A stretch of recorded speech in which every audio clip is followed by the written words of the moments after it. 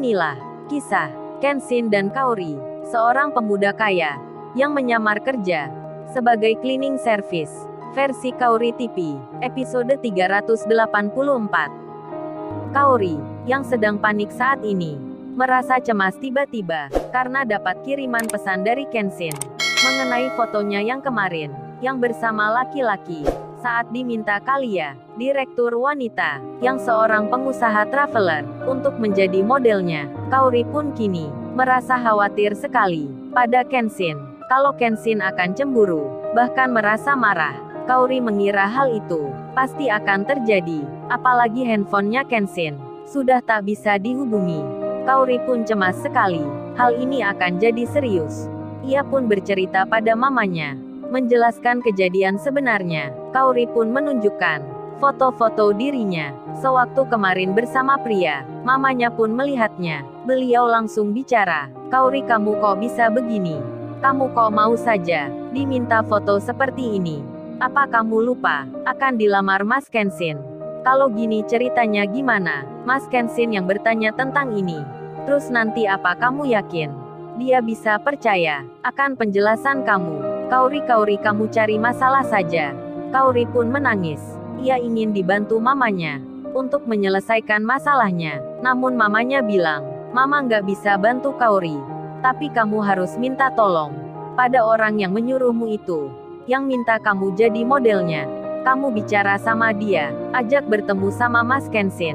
Kalau perlu teman-temanmu juga, semua yang ikut ke sana, diajak pula menemui, untuk menjadi saksinya, biar Mas Kenshin jadi mengerti dan percaya sama kamu." Kaori langsung memahami, maksudnya itu Kalia, pemilik hotel tersebut, dan rekan-rekan kerjanya, yang ikut meeting bersamanya. Kemudian mamanya itu bilang, "Kalau gitu Kaori, kamu jangan temui Mas Kenshin dulu.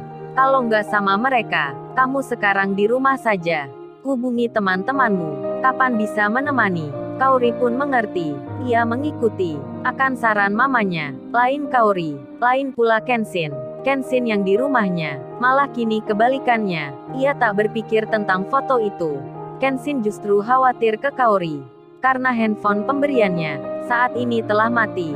Kondisinya jadi rusak, terjatuh di kolam air. Kenshin pun sama. Sementara ini, tak berani menghubungi Kaori sampai handphonenya baikan, atau besok sudah dapat gantinya. Kenshin itu teringat, karena Kaori pernah berpesan agar menjaga pemberiannya, seperti menjaga handphone lamanya. Ia pun merasa tak enak. Dalam pikirnya, Kaori pasti bertanya, "Masa handphone baru sudah rusak? Apa nggak bisa menjaganya?" Kenshin tak ingin membuat kecewa Kaori. Makanya ia menunggu saja 1 hari lamanya, untuk mencari gantinya, dan cerita pun berbalikan. Mereka saling salah paham, saling salah mengerti. Kenshin mengira begini, Kaori mengira begitu, dan hal itu masih berlanjut di benak masing-masing, karena mereka belum bertemu. Kemudian, tak berselang lama, Iwan pun datang ke rumahnya Kenshin. Iwan langsung disapa, "Wah, kebetulan Wan Lu ke sini. Jadi aku nggak repot mengantarkan ke sana." Iwan pun bertanya, "Nomor lu kok nggak bisa ditelepon bro? Dari kemarin-kemarin, operator melulu yang menjawab. Gua sampai bosan mendengarnya." Kenshin pun bicara, "Nah ini Wan, handphone baru. Udah rusak kayak gini, terjatuh di kolam air. Handphoneku yang lama, udah nggak bisa dipakai pula. Jadi besok aja Wan cari HP lagi." Dan Iwan pun mengerti. Lalu ia berkata, menjelaskan maksudnya, ingin pinjam baju ke Kenshin. Namun, sebelum Iwan bicara, Kenshin mendahului. Kenshin itu bilang, "Wan Lu tepat sekali ke sini. Tadinya aku mau ke tempat kosmu. Ini ada oleh-oleh untukmu. Kamu masuk dulu Wan." Tak berselang kemudian, Kenshin membawa bingkisan. Jumlahnya ada 5. Rupanya itu pakaian baru, yang dibeli dari London. Kenshin langsung memberikan, sembari ia bilang, "Ini Wan, baju baru. Semua buat lu." Iwan pun melihatnya, tak percaya jadinya, apa yang sedang dibutuhkan tiba-tiba didapatkan. Iwan pun berkata, "Lo bro, lu kok tahu saja, gua yang kesini ini. Sebenarnya, tujuannya mau pinjam baju, malah kamu memberikan yang baru. Waduh, rejeki sekali. Gua tak menyangka akan seperti ini." Dan Iwan pun menceritakan tentang nanti malam yang akan diajak Ririn untuk ke pesta pernikahan. Kenshin pun jadi senang. Lalu Iwan segera pulang. Ia bersiap-siap akan ke rumahnya Ririn. Sementara itu, Kaori kini menelpon Kalia, direktur wanita, yang kemarin memintanya untuk menjadi modelnya. Kaori itu bicara, sembari agak marah. Kaori pun berkata, "Halo Mbak Kalia, Mbak Kalia ini gimana ya? Foto iklanku yang kemarin, yang bersama laki-laki itu, kok disebarluaskan? Maksudnya kok dikirim juga ke cowok aku? Kan nggak ada hubungannya. Emang apa perlunya sampai Mbak Kalia memberitahukan hal itu? Ini kan namanya fitnah. Cowokku sampai salah paham. Padahal kami akan menikah. Apa coba namanya, kalau nggak ingin orang berpisah? Ini fotonya yang dikirim cowokku." Dia bertanya ingin penjelasan. Kaori mengirimkan foto itu ke Kalia. Kalia pun melihatnya. Langsung ia bicara, "Maafkan aku Mbak Kaori. Aku tak ada maksud sampai begitu. Aku pun tak kenal cowoknya Mbak Kaori. Jadi tak ada tujuan apapun. Ini saya pun juga dipermainkan. Emang kurang ajar sekali temanku itu. Ini Mbak Kaori. Sebenarnya, saya diminta tolong oleh Yudis untuk melakukan hal itu. Tapi Mbak Kaori nggak usah khawatir. Besok saya akan ikut menjelaskan. Menemani untuk jadi saksinya. Saya siap bertanggung jawab. Tapi hari Senin saja ya. Soalnya ini lagi di luar kota." Kaori pun menjawabnya, "Oh jadi Yudis sebabnya. Pantaslah kalau begini. Kalau gitu saya mengerti. Dia itu masih ingin membalas dendam ke Kenshin." Kaori pun menceritakan masalah itu, tentang kejahatan Yudis. Kalia pun akhirnya mengerti. Ia kini mengetahui akan hal yang sebenarnya, dan Kalia jadi marah. Ia merasa ditipu, merasa dibohongi. Kalia itu pun langsung menelpon Yudis. Yudis yang mengangkatnya, langsung mendapat perkataan. Kalia itu bicara, "Hei lu Yudis, apa lu mau membuat perusahaan gua jatuh? Mau bikin hancur namanya? Membuat gua malu? Lu tahu kagak akibat ulahmu? Gua sampai dapat kena marah dari mitra gua yang penting." Yudis menjawabnya, "Tunggu Kalia, emangnya ada apa? Lu tiba-tiba kayak gini, marah-marah ke gua, seperti gak terima." Kalia menyahutnya, "Lu jangan pura-pura kagak tahu. Kenapa lu kemarin minta tolong gua untuk bikin foto iklan itu? Ternyata lu punya tujuan, ingin membuat Mbak Kaori berpisah dengan kekasihnya. Sekarang cowoknya jadi marah, jadi salah paham, mengira Mbak Kaori selingkuh, padahal akan lamaran. Gini kan gua yang salah. Lu Yudis harus bertanggung jawab. Oh ya, proyek gua yang kemarin, lu hentikan segera. Jangan kamu teruskan. Kontraknya aku batalkan.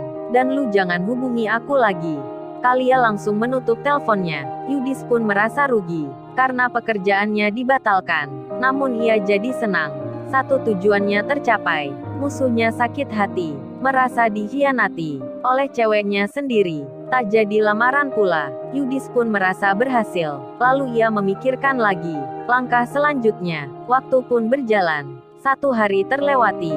Kini di hari Senin pagi, Kaori bertemu Kalia. Seperti yang dijanjikan, Kalia akan menemani. Ia menjadi saksi, menjelaskan ke cowoknya Kaori tentang hal yang sebenarnya. Kalia pun saat ini ada di rumahnya Kaori, dan berangkatlah mereka. Kaori hendak langsung ke rumahnya Kenshin.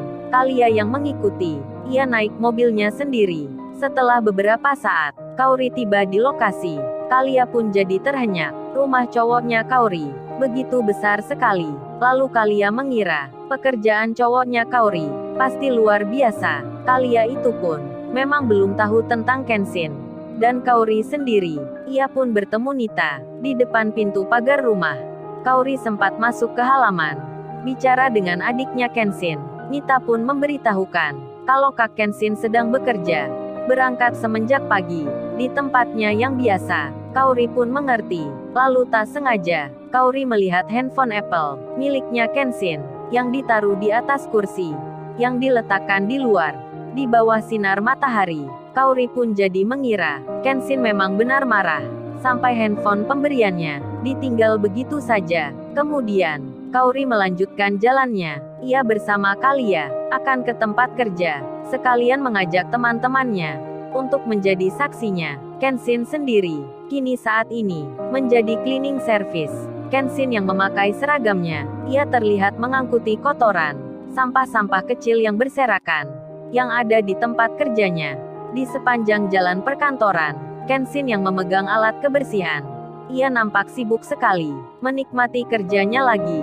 Dan di saat itu Kalia, direktur wanita tersebut, yang lagi dalam perjalanan, sedang mengikuti Kaori, tentu masih mengira, yang ditemuinya nanti, adalah laki-laki, yang kerja di kantoran, punya jabatan tinggi. Kalia pun penasaran, seperti apa orangnya. Dalam angannya itu, pasti cowoknya Kaori, berbaju rapi, memakai jas hitam, pakaiannya serba menarik, bajunya pun mahal. Tak lama berselang, Kaori pun tiba. Teman-temannya sudah bersiap, langsung mengikuti Kaori, menuju halaman belakang.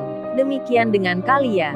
Saat itu dari jauh, sudah terlihat Kenshin sedang membersihkan lantai. Kaori pun deg-degan hatinya, akan mendekati Kenshin. Dan saat itu tiba, Kaori pun berhenti. Begitu pula teman-temannya. Kalia juga sama. Direktur wanita itu bertanya, mengapa langsung berhenti di belakang pria yang kerja cleaning service ini. Lalu, bagaimana kisah selanjutnya? Subscribe channel ini untuk episode berikutnya. Terima kasih.